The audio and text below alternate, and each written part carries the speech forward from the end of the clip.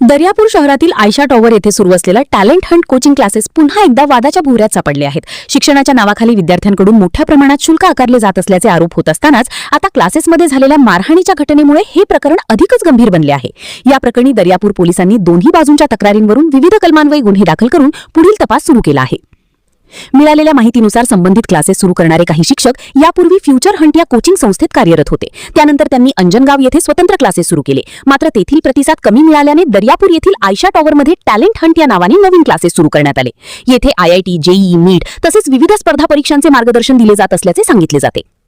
मात्र काही विद्यार्थी व पालकांच्या मते संबंधित शिक्षक स्वतः अध्यापन न करता बाहेरील शिक्षकांच्या माध्यमातून वर्ग घेतात. विद्यार्थ्यांकडून मोठ्या प्रमाणात शुल्क आकारले जात असून शिक्षणापेक्षा आर्थिक फायद्यावर अधिक भर दिला जात असल्याची चर्चा शहरात सुरू आहे. या आरोपांची स्वतंत्र अधिकृत पुष्टी झालेली नाही. दरम्यान काल या प्रकरणाला नवे वळण मिळाले. माहितीनुसार फ्युचर हंटशी संबंधित काही शिक्षक चर्चा करण्यासाठी टॅलेंट हंट क्लासेसमध्ये गेले असता दोन्ही बाजूंमध्ये शाब्दिक वाद झाला.